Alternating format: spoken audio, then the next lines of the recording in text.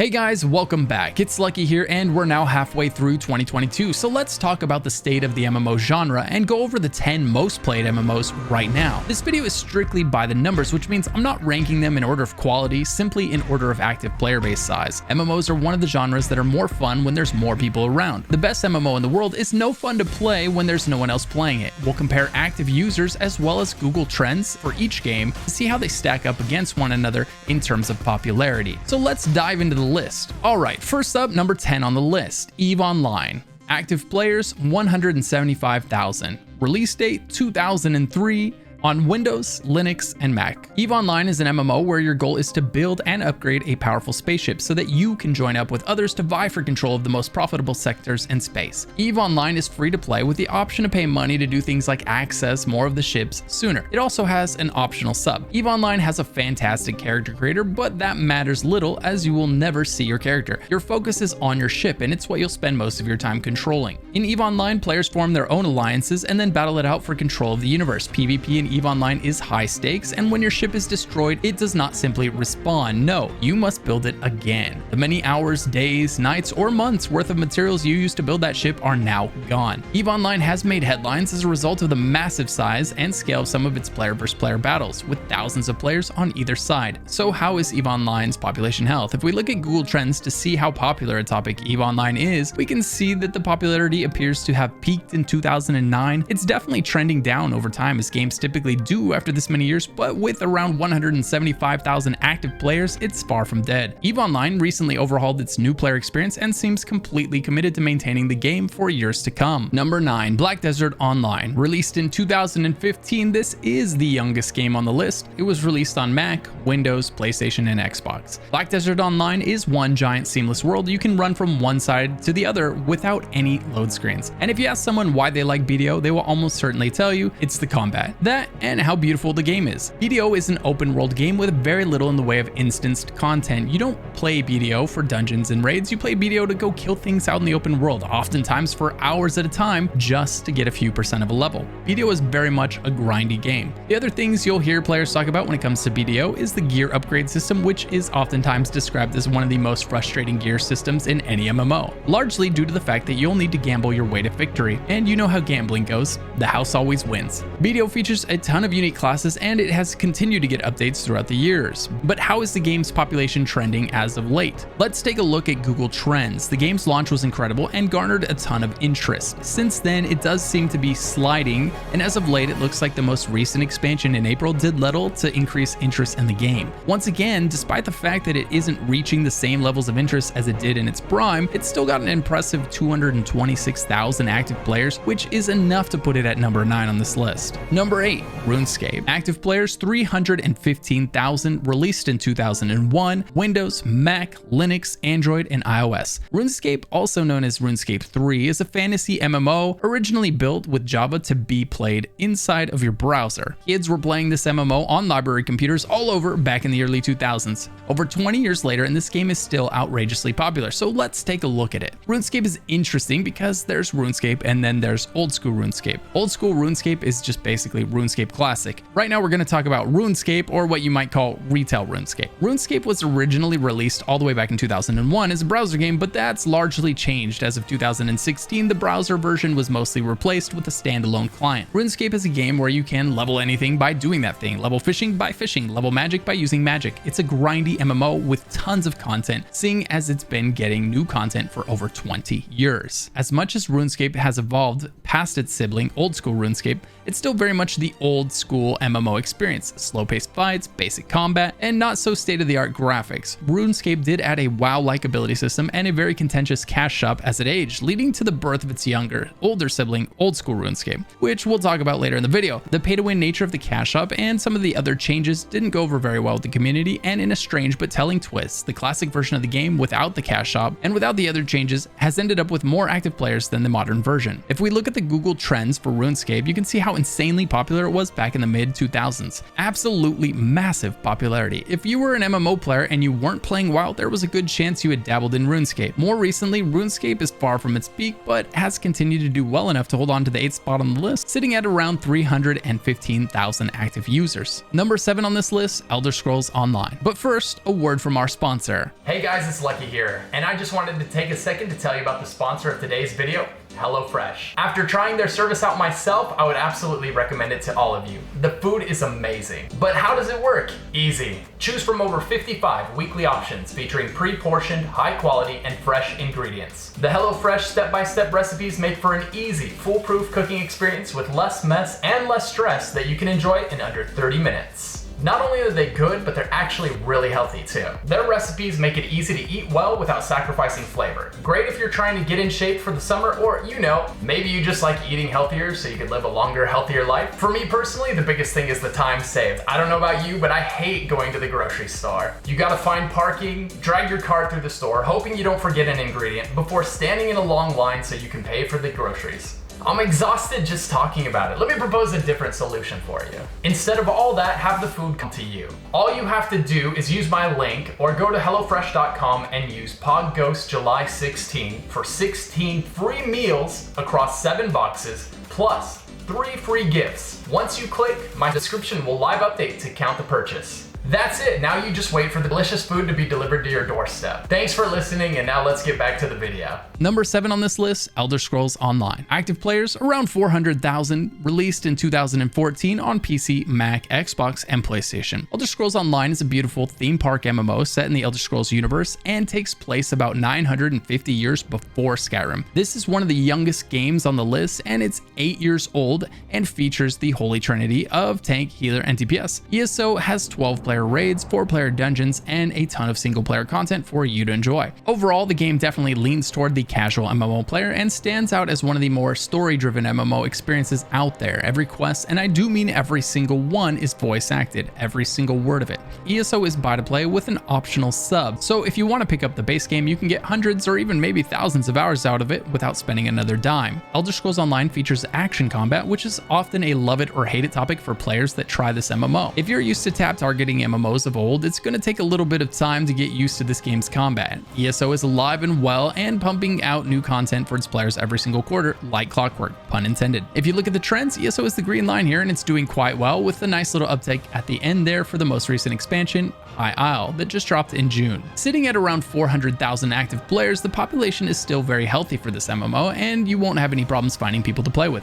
Number 6, Guild Wars 2. Active players 474,000, released in 2012 on PC. Guild Wars 2 had an explosive launch in 2012 and has since been one of the most popular MMOs on the market. Guild Wars 2 is a free-to-play MMO developed by ArenaNet. As MMOs go, Guild Wars does an excellent job at encouraging zone exploration and completion, and tried really hard to break the mold of having players run from one yellow exclamation mark to the next. It largely succeeded in these efforts. Guild Wars 2 is a free-to-play MMO and doesn't have a sub, not even an optional sub. It does have expansion content that you will need to purchase in order to access. Some of the best parts of the game are tucked into these expansions, such as gliding and mounts, so if you're enjoying the game, they're definitely worth picking up. The gliding and mount system are one of the most unique parts of the game, and we are even seeing WoW more or less import one of the mounts from Guild Wars 2 straight into their game for Dragonflight. I really wasn't surprised when I saw WoW announce this, as Guild Wars 2's mounts really stood out above any other MMO for me. It just seemed like it was a matter of time before another MMO thought the same thing. Guild Wars 2 has a looser reliance on the Holy Trinity than most other MMOs. Guild Wars 2 has a main story quest that is all voice acted, including your character and your character's responses, and thanks to the gliders and mounts in the game, some of the most vertical zone designs I've ever experienced. One more thing worth mentioning is the world events, where upwards of 100 to 150 players gather up to take down dragons that are the size of high rises. I haven't seen another MMO do world events like Guild Wars. So how well is Guild Wars 2 trending on Google? Well, if you look at the green line here, we can see an incredible amount of hype around the game at launch, and then we can see the game's relative popularity in Google drop down with its peers. And interestingly, if we look at the last 5 years, it's seeing a lot less interest on Google than the last few games we talked about today, despite reportedly having around 474,000 active players.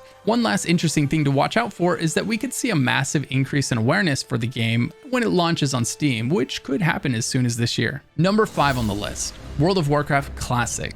Active players 493,000, released in 2019, PC, and Mac. In March of 2017, Blizzard finally caved and announced they would be making World of Warcraft Classic. World of Warcraft Classic launched to massive appeal, much to the surprise of Blizzard, who had thought there was no way the players would want a Classic server. When players said they wanted a Classic server, J. Allen Brack famously said, "You think you do, but you don't." Talk about putting your foot in your mouth. He couldn't have been more wrong. The players did want that, exactly that, and they showed up for it. The spin-off to the retail version of the game is so popular that it holds down the 5th spot on the top 5 most played MMOs. That is insane that the classic version of an MMO sits this high on the list, but this isn't the only MMO that's achieved this, and we'll discuss that later. World of Warcraft Classic was a return to WoW before its first expansion, and then in 2021 it added the Burning Crusade, and then in April of 2022 it announced the Wrath of Lich King Classic would be scheduled for launch this year. WoW Classic is the classic MMO experience through and through. Slower, more punishing combat, and a strict adherence to the Holy Trinity, tank, healer, and DPS. It was also a direct mainline injection of nostalgia for every MMO veteran that lived through the early years of WoW. It's going to be interesting to see how long this nostalgia-fueled trip through classic WoW can maintain its steam. Wrath of the Lich King Classic will also offer fresh start servers for those interested in jumping in for the first time, or for those who just want to start over again. If we look at the Google Trends for WoW Classic, we can see its explosive launch in 2019, followed by a moderate level of interest in the months and years to follow, though that interest is clearly declining at a rapid rate. It will be interesting to see what this chart looks like after the launch of Wrath of the Lich King Classic later this year. If you enjoy this video, or if you enjoy MMOs, be sure to like the video and hit the subscribe button for more MMO content. Alright, number 4, World of Warcraft Retail. Active players 1.14 million, released in 2004 on PC and Mac. World of Warcraft comes in with a shocking 1.14 million active players, more than double the active players of its sibling WoW Classic. People have spent their entire lives playing World of Warcraft, with some players clocking in 18 years played. It's a testament to the massive appeal this game was able to garner. World of Warcraft is a massive, seamless MMO that still handles scale better than almost any other MMO I've played. You can see locations multiple zones away, you can get on your mount, and then you can fly to those locations.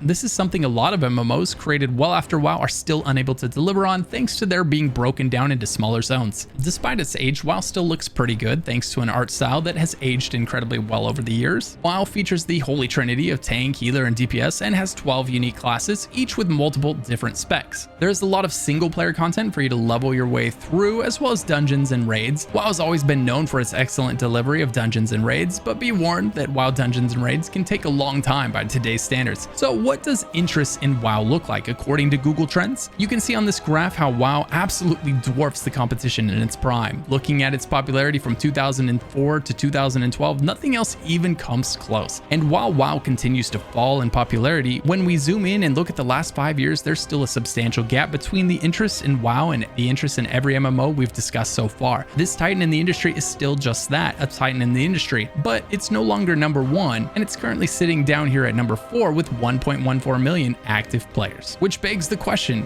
what's next for Blizzard? WoW 2? World of StarCraft? What do you think? Number 3, Lost Ark. Active players 1.16 million, released in 2019 on Windows. Lost Ark is a free-to-play top-down MMORPG that launched in the East in 2019 and then in the West in 2022. Lost Ark is a beautiful MMO that kind of feels like Diablo and Final Fantasy had a baby, and then that baby grew up to have a degenerate gambling addiction. The game itself is well polished and has loads of content thanks to the fact that it launched years earlier in the East. It does also have cash shops and a gear progression system that will frequently remind you of its Eastern MMO roots. There are more currencies than you can count, and the gear progression involves multiple layers of gambling said currencies. Despite its top-down view, it does feature dungeons and raids, and these are definitely some of the best content the game has to offer. The ultimate goal in Lost Ark is to sail around the world and collect all of the things while you're increasing your character's power. Oh yeah, did I mention it has sailing? Yeah, you've got a boat and you get to sail around. It's pretty cool. One of Lost Ark's biggest strengths is combat. As a lot of players will tell you, the combat is extremely satisfying. On top of that, the game has 17 different classes right now, with more on the way, each with their own look and feel to make sure anyone can find the right class for them. If we look at Lost Ark's trends, we can see that interest in Lost Ark exploded in February of 22 when it launched in the West, and then quickly dropped back down below World of Warcraft and ESO while remaining above Guild Wars and WoW Classic. With an estimated 1.16 million players, Lost Ark has been a huge success, and it's going to be interesting to follow the interest in the game to see how well it holds up over time. After all, it's only existed here in the West for 5 months.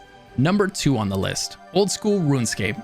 Active players 1.35 million, released in 2013 and now available on Windows, Mac, Linux, iOS, and Android. Old School RuneScape launched in 2013 as a result of the community not loving some of the changes that were made to the game. Retail RuneScape added WoW-like abilities and a cash shop that many accused of introducing some pay-to-win to the game, and so the community begged the developers for the creation of Old School RuneScape. Jagex finally agreed and created the servers that were based on a 2007 version of the game. So essentially, it's a version of the game that existed 6 years after its original launch. Unique to Old School RuneScape is the fact that most changes and updates are voted on by the community. If the proposed change or update does not get a 75% approval rating from the community, that update will not be added to the game. RuneScape does not have the player follow a linear storyline, but instead has the player choose their own path through the game. Players can choose to kill monsters, go off questing, or level up one of their many skills. RuneScape is a very sandboxy MMO that allows for a lot of AFK skilling, and thanks to its slow pace and incredibly low computer requirements, it's very accessible. On top of that, it's free.